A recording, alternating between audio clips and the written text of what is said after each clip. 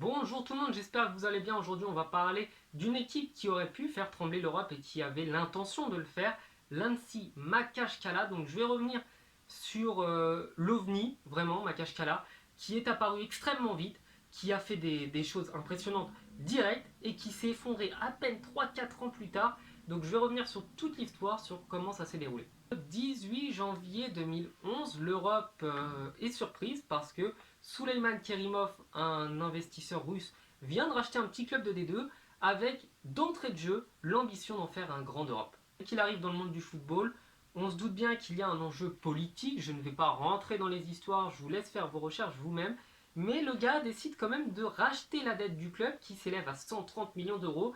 Et quand on voit un investissement pareil direct d'entrée de jeu quand on vient d'arriver, on se doute pertinemment que le gars n'est pas là juste pour rembourser les dettes de quelqu'un. Par ailleurs, il annonce un budget transfert de 250 millions d'euros, ce qui est vraiment énormissime, qui correspondrait quasiment à 700 millions d'euros de maintenant, étant donné que le prix de tous les joueurs a explosé ces dernières années.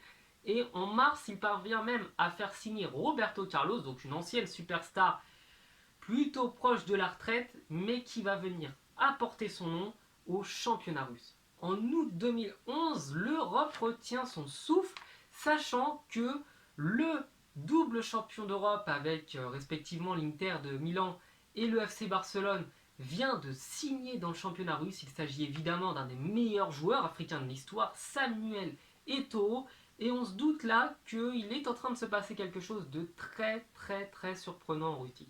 Même période, c'est également Lassana Diarra qui vient poser son nom en Russie, donc ça fait quand même Roberto Carlos, Samuel Eto'o et Lassana Diarra, donc un ancien joueur du Real de Madrid, un joueur plutôt bon. Et là, l'Europe vraiment est prévenue.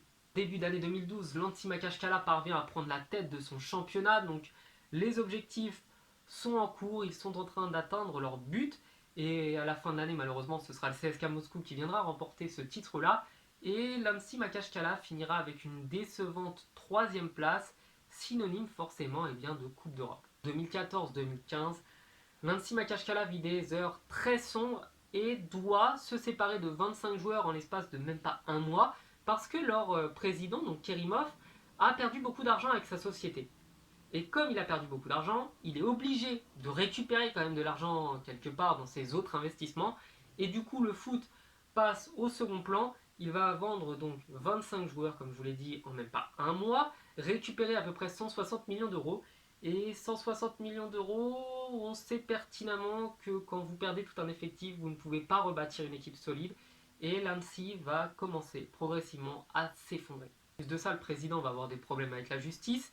Comme il a des problèmes avec la justice et que son but était d'avoir un impact politique, et bah sa notoriété, son image est ternie. Il n'a plus d'intérêt à garder ce club-là qui lui servait vraiment de vitrine pour se faire bien voir et va donc céder ses parts à un autre russe pour reprendre les rênes du club. Et le club va osciller entre la 2e div et la 1re division jusqu'en 2016 où là par contre ce sera vraiment la catastrophe. Officiellement il est toujours président jusqu'en 2016, mais en 2016 il va vendre à Osman Kadiev ou Kodiev, enfin je ne sais pas prononcer les noms russes. En 2018, après avoir fait l'ascenseur à de nombreuses reprises, ils vont être rétrogradés en 2e div, mais sauvés par miracle par les gros problèmes d'un club qui s'appelle Lankan Perm, qui va avoir une liquidation judiciaire, va être du coup dégagé complètement du championnat russe et par miracle, l'Annecy va être sauvé. Au moment où je tourne cette vidéo, l'Annecy végète en 3e division russe. Ils ont été contraints de descendre en 3e div à cause des problèmes d'argent, des problèmes de fonds, des problèmes d'administration. C'est un gros bazar là-bas. Et c'était en fait soit la 3e div russe, soit la destruction du club. Et du coup, cet OVNI, apparu en 2011, disparu en 2015, eh bien, vit probablement ces dernières heures car on ne sait pas vraiment comment ils vont pouvoir s'en sortir en prenant en compte qu'ils ont interdiction de recruter des joueurs justement à cause des problèmes financiers qu'ils ont. Et bien voilà, cette vidéo est terminée, j'espère vraiment qu'elle vous aura plu, elle était courte, c'est volontaire, j'ai essayé d'expliquer le plus rapidement possible l'histoire et je vous souhaite du coup de passer une bonne journée et je vous dis à la prochaine, ciao.